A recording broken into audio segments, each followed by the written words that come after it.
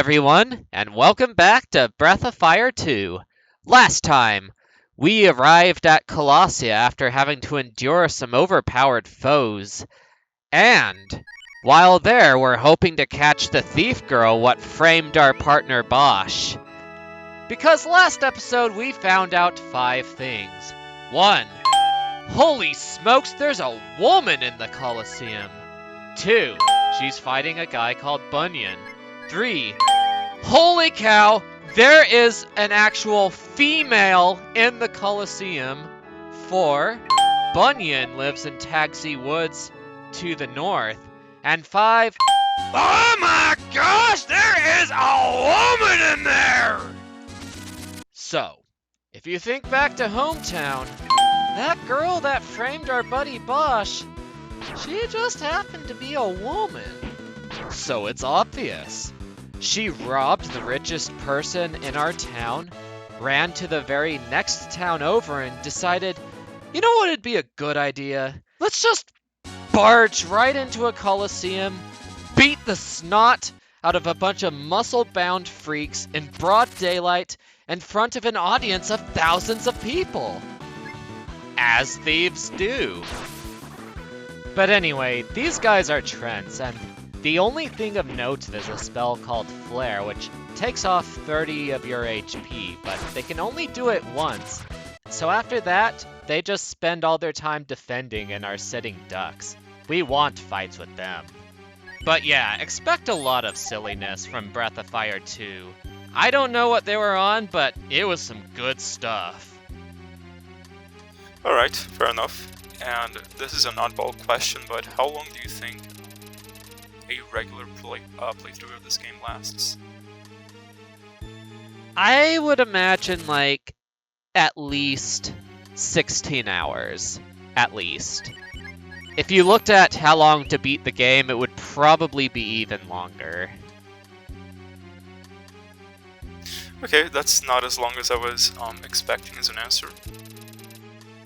Honestly, I'm probably lowballing it, but I'm too used to playing this game really quick, so...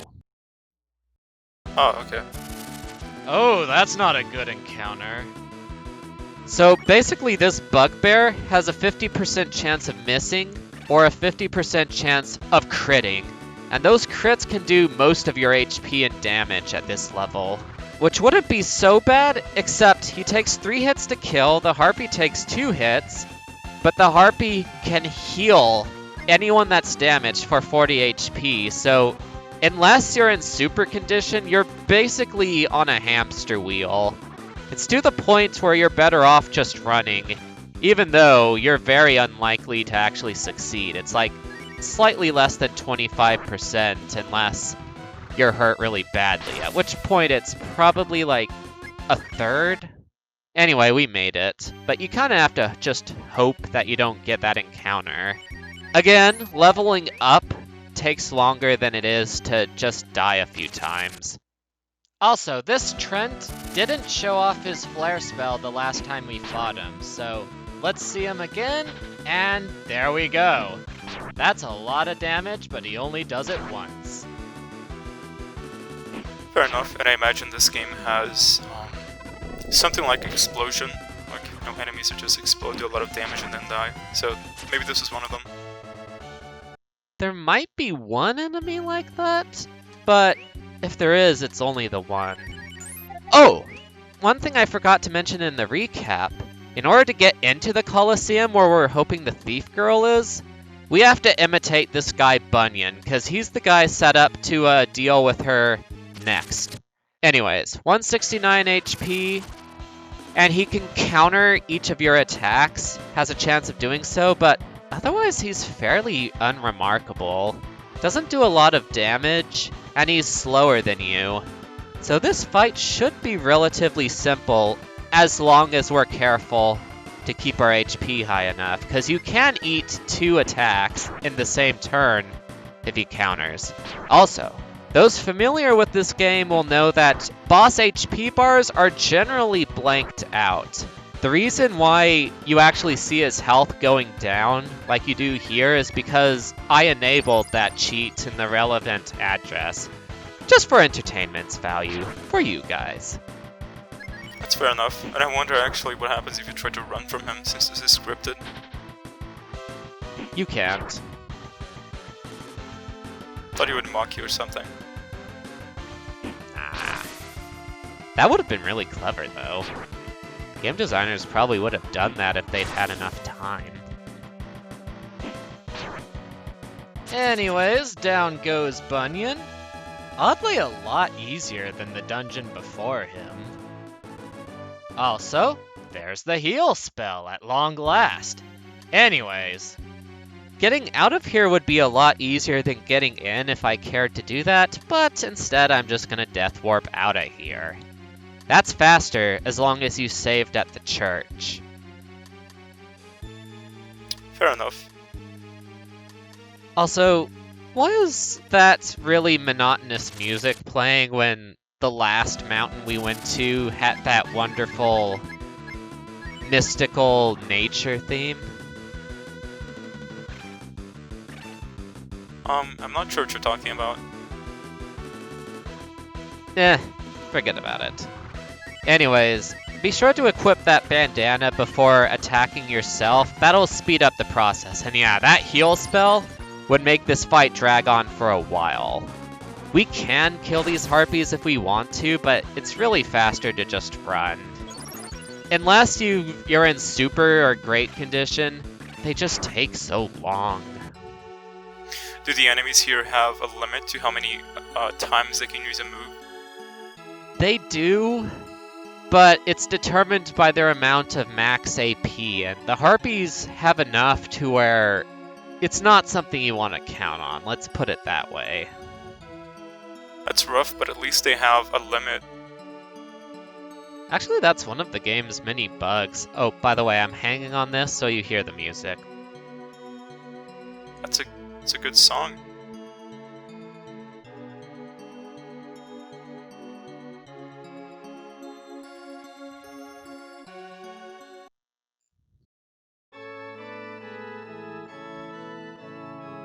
Anyways, back to the bar. Again, it has to be nighttime, so if it isn't, talk to the bartender to make it night. It's a clever design choice. You know, I guess hand-waving it so that you spend the night at the bar. Or the inn, I guess. Yeah. Oh man, if this guy wanted to see a mad dog, we should have brought Bosch. That guy's a literal dog. Oh yeah. But yeah, as programmed, spellcasters only consider if they have 256 AP or 0. Otherwise, they act as though they have unlimited AP, which is silly. But yeah, now that we talked to that big gray guy, it's now time to buy us a whole stack of healing herbs. Or at least as much as we can get with our current Zenny. We may have learned the healing spell, but we are still at the toughest part of the game, and Ryu is still alone. And he's got 2 one-on-one boss fights to go through, and he only barely has the stats to get through, so make absolutely certain you're topped off before starting this. Alright, fair enough. And I imagine that once you lose to an enemy, like, what do you actually lose? I'm not sure. Half your gold. Okay, that's, you know, it's pretty okay. Indeed it is. Anyways, we've got an interview, so get dressed in your best equipment for this candlelight dinner in a dungeon. What the heck is going on? Skaizo, are you seeing this? I am. It's mighty impressive that he can change his skin color. Also, the music is incredible.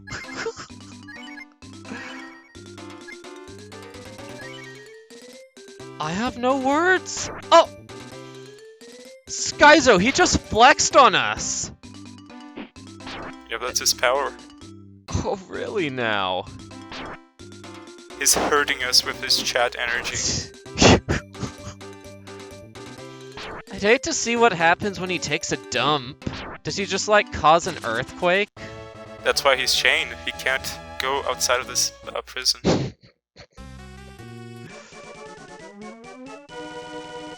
Let's get out of here, Skaizo. You know, while his pants are on. Alright, let's file a complaint with the manager. His, hiring policy leaves... Oh, his tier is red. Never mind on that thought.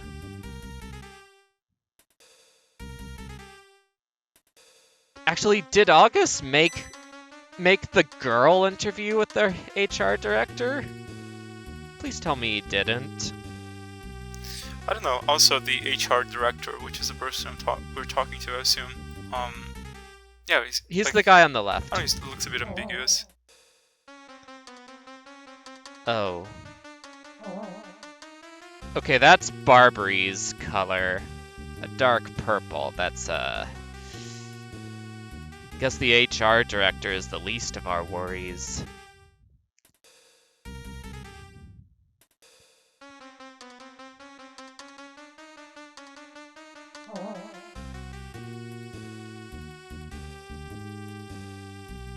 Okay, things have officially gone from bad to even worse. Man, I love the way the tier works. Like, it's so smart and also very simple. Like, you can tell a narrative just by being there. Regardless, we are in a bit of a bind because, you know, moral compunctions notwithstanding, we also need this girl to clear our name. Drag her back to Trout and let him do as he will. So, regardless, this is a problem. We can't just kill her, but we can't just wriggle our way out of this either. What are we gonna do, Skaizo? I'm not sure. I imagine we'll be fighting the manager. Or just leaving. Well, first we gotta save, cause one, there's a crazy girl, possible criminal that we're gonna have to fight. We've got a psychotic battle show manager to deal with. And we just got flexed on by a naked man in a dungeon. I don't know what kind of operation Augus is running here, but this is diabolical. It's incredible. Also, that girl is the same one that we saw last time, although she's in a different lighting, so at first I didn't think they were the same person. Is she? Actually, no. It's a completely different girl. So now we're in danger for absolutely no reason. We could have asked for a pinup or a poster. We could have just waited for her to walk out of the Coliseum.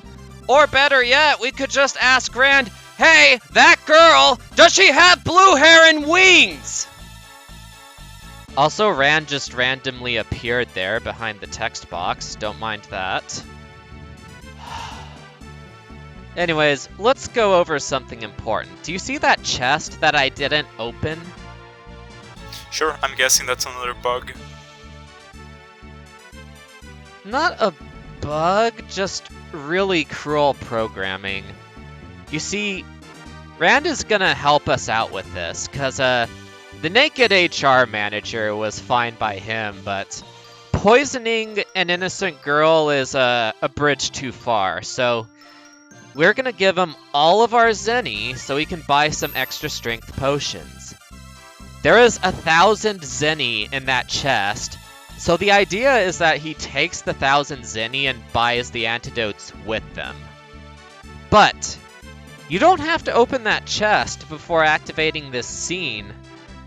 So you can either get the 1,000 Zenny or lose it all without any prior knowledge beforehand. It's kind of mean, to be honest.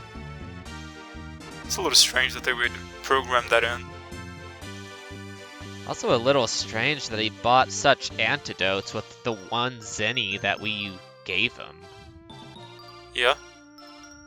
Anyways, that girl, she thinks we're like trying to poison her before the match, so we're gonna have to take the antidotes ourselves and then just cover her up once the darts start flying.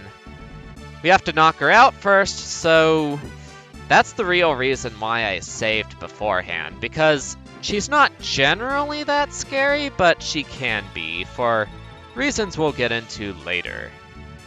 I imagine she's a glass cannon character as well. She is. Alright. Make sure you're healed up, because the last thing you want to do is walk into that fight with low HP. The art director doesn't have any nasty tricks. What you saw is basically what you get. So unless you're like level 6, you're generally fine. You shouldn't be that low. It's just, I often forget to heal afterwards, so watch out for that. I like this song that he has. It's called Chase the Tail. Fun fact. Actually, I don't know this for a fact, but the title of the song makes me think it was supposed to play while we were chasing Barbary's tail, that giant centipede monster from the first episode. Because, you know, you're in the cave, it was dark, you were chasing a tail. That makes sense. That wasn't the music that played, though. It was just the generic dungeon theme, so... I don't know. Odd. Yeah. Also, this girl, in the original translation, she was called Cat. And it kind of fits her character, so it's gonna be tough.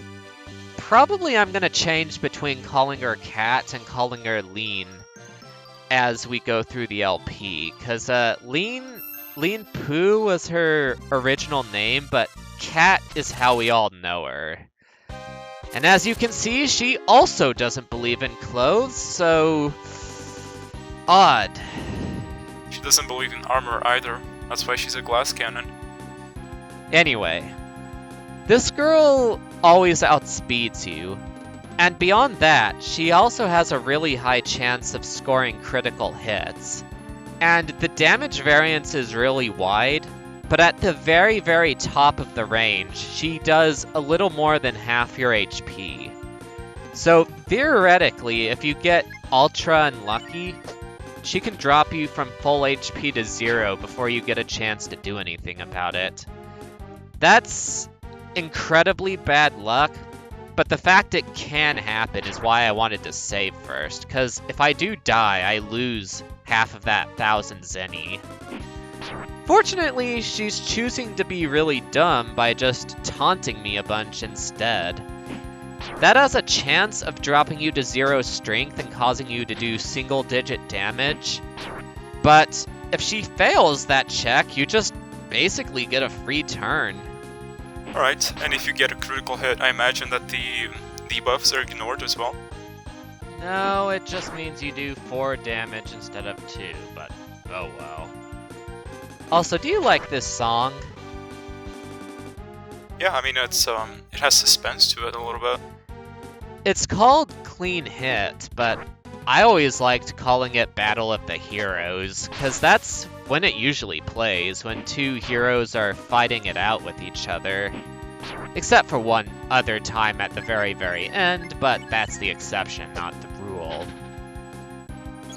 Sounds exciting. Actually, I think most fans call it Desperate Fight, but it's Battle of the Heroes to me. Anyways, this is gonna go on for a little while longer, so fun fact, most of Cat's damage is actually coming from her luck stat.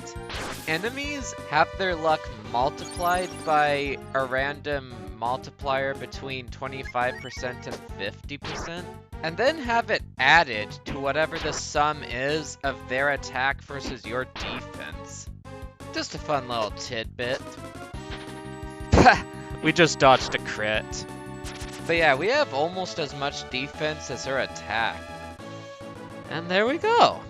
Not so bad. We got really lucky in that fight, actually. Did you see how many times we dodged? I did see, and I imagine that, you know, in a speedrun, you wouldn't like fighting her because, you know, she had a chance to just land multiple critical hits and kill you. Oh, we don't like anything about Colossia. Not the run there, not the bosses we fight there, not Tag Woods. Basically, this whole entire town is a run killer all by itself, because the game's difficulty just like skyrockets just for this specific part of the game. And then once it's finally done, it just kind of gets easier and easier and easier as it goes along. It's really weird. Oh yeah, it's also unfortunate when a game is at its hardest, you know, it's an early stage. Yeah, I mean, it kind of makes sense from a story perspective, but it should at least get harder again at the end. Like, the RPGs I tend to like, I notice, are those that are fairly difficult at the start, easy in the middle, and then at their hardest at the end. Oh, and by the way, make sure you buy all the best equipment for Cat and a bronze helm for someone else before walking into this fight. With the 1,000 Zenny and the Zenny you won from Cat, you should barely have enough for all of this, and end up with 0 Zenny. I mean, look at her HP. It's 39. Like, that is really low, even for this point in the game. She's gonna need all the help she can get. Right, I'm reminded of, like, you know, glass cannon Pokemon from the first generation, and I say that sometimes, but, you know, it's true for glass cannons like this. Yeah, like Jolteon, right? Yeah. Also, we didn't bother with saving because the trip to Augus is really short. You start back at the church, and we're at 0 Zenny anyway, so we don't actually lose anything dying here. I like how he takes his, you know, true form. That's cool. Yeah. Oh, Augus. This is an incredibly stressful fight. So, let's take this piece by piece. He has 680 HP, which is a lot for this point in the game, and he can attack twice, and he hits fairly hard. Now, his first action will always hit the party leader, or he'll use a move called Saving Strength. It doubles the power of his next attack, and his next attack is so strong that it can actually one-shot Cat, which is why we're not bothering with the normal formation, because that would give her more defense, but she gets one-shot by build-up plus attack regardless. So what we're really hoping for is that he just uses a bunch of regular attacks, just keeps targeting Ryu over and over again, and allows us to wail on him before he does something really bad. Because the thing is, he can also crit, and those stack with his saving strength attacks. And what's even worse is that if he ends a turn with saving strength, both of his next melee attacks will be boosted. That's sort of a bug that happens with the game if you end a turn with build-up and you've got 2 more attacks in the next round. And the same thing happens with critical hits. So if he gets a critical on his first attack, his second attack is automatically a crit as well. So it's almost a well-designed fight, almost. But due to some bugs, it's a lot harder and scarier than it should be. So all in all, it's just, you're just nervous the whole time you're fighting him. Alright, fair enough, and she did a lot of damage to him, I noticed. Yeah. Now, one of the saving graces in this fight is that Rand also has the Wake command, which is at least a 50% chance of reviving a character, plus their will stat or gut stat added in. So Rand has like a 50% chance of bringing Cat back to life at 1 HP. But the Wake command only works on the same character once in the same fight. So that's why I'm leaving her down on the floor for now. That way when I'm finally ready to finish him off, like here, he's gonna take 2 hits to drop dead. So I wanna wake up Cat at this exact point so that we can strike him twice before he can attack again. Also, I'm not entirely sure I made this clear, but the reason Rand is always healing Ryu even when he's at full is because he's slower than Augus. And as I mentioned before, Augus is very, very heavily biased towards attacking the party leader, to the point where his first strike will always hit the party leader if he doesn't choose to do build-up, so you can bet that Ryu's taking most of the punishment. Okay, that one failed. Let's try that again. So what failed? The wake command. Oh, it's a command. I thought it would be an item. Well, it's called browse in this translation, but we grew up figuring it was called wake. Again, please forgive me for swapping between old and new localization terms. It gets confusing sometimes.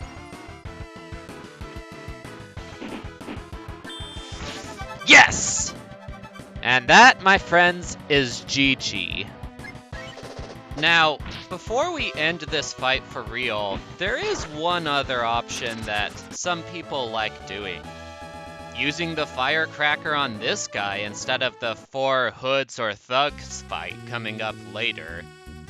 That is also an option. It does 180 damage to Augus, but even if you lose, Augus can be restarted almost immediately, whereas that 4 hood fight, you have to go through an entire dungeon again, so just stick with it. Augus is scary, but you'll generally win. I imagine it's another one of those fights where RNG is very important. Absolutely. It's one of the ones speedrunners dread the most. In fact, if you really want to, you could just leave Cat dead and just finish him off with Ryu and just accept that she loses out on a level up. I mean, it's nice for her to get the level, but I don't think it's strictly needed. I just chose to try and wake her up because I'm OCD about those sorts of things, but I probably should have just finished him off. That's fair enough, I can see that. I mean, realistically, even if she dies to a stray crit or something, Rand could probably just wake her up, so no biggie. Anyways, as gratitude, it looks like Lean is joining our party. Ooh, she's almost blue now. That's our best buddies color. Sure, and I imagine something's going to develop between the main character and Lynn. Depends on who you talk to, let's put it that way. Anyways, going over Rand, he's one of the best characters in the game. He's just a solid mass of HP and defense. And he barely even needs any armor, which is good because he can't equip most pieces of armor anyway. And he also learns a lot of healing, like he can cure poison, he can heal your HP, he can cure the zombie status, and he's just all around a great beginning character. Lean is interesting. She's also one of the best characters in the game, but not for the reasons you think. Her main asset is her speed, because she is the only character in the entire game that consistently outspeeds everything you fight. And speed is really important in this game, so in a way she's actually the most effective healer that you've got. Because most of the other characters, even those on the faster side, they struggle going before some bosses, so she adds a cushion of safety that's really appreciated. Her melee attacks are pretty cool too, but they kind of get less effective as the game goes on, for reasons you'll see shortly, and in order to take advantage of her attack stat, she has to be near the front, which also increases the amount of damage she takes, so that can make her tricky to use at points. Anyways, that's all for this episode. See y'all next time, and God bless ya. Alright, see you later, YouTube. Bye!